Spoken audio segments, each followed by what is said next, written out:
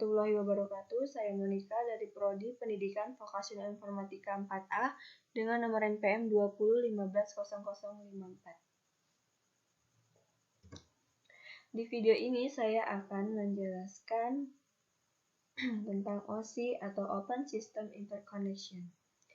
Model OSI atau Open System Interconnection diciptakan oleh International Organization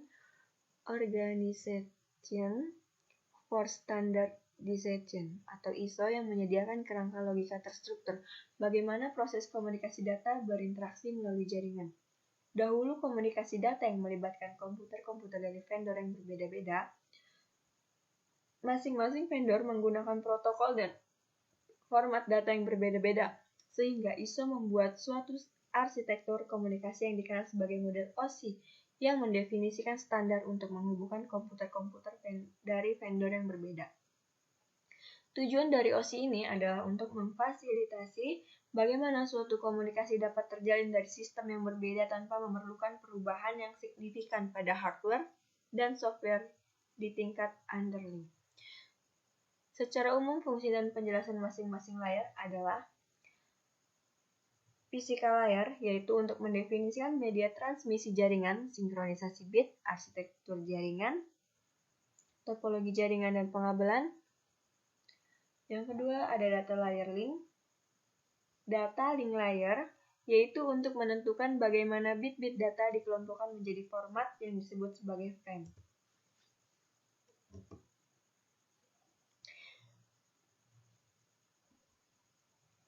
Selain itu, pada level ini terjadi koreksi kesalahan flow control, pengalamatan perangkat keras seperti halnya media access control address atau MAC address, dan menentukan bagaimana perangkat-perangkat jaringan seperti hub, bridge, repeater, dan switch layer 2 beroperasi.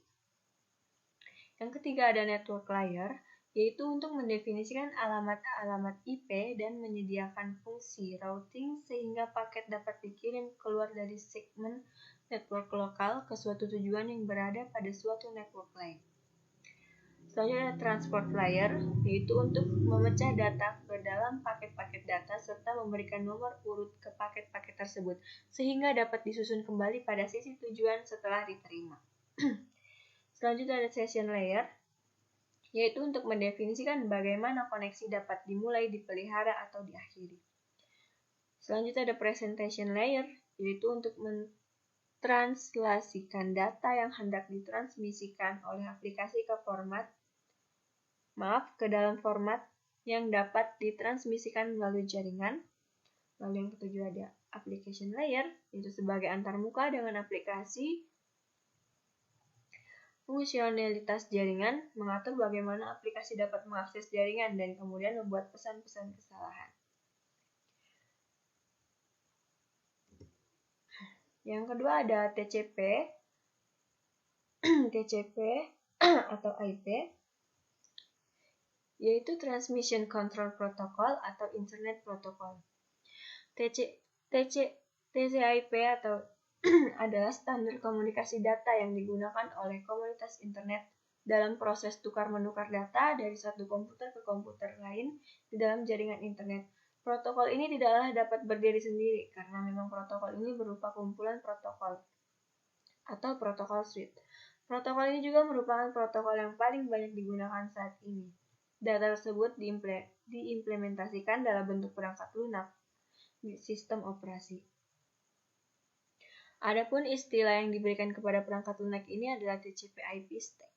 Macam-macam layer pada TCP atau TCP/IP, yaitu ada physical layer. Physical layer mendefinisikan karakteristik yang dibutuhkan hardware untuk membawa sinyal data transmisi.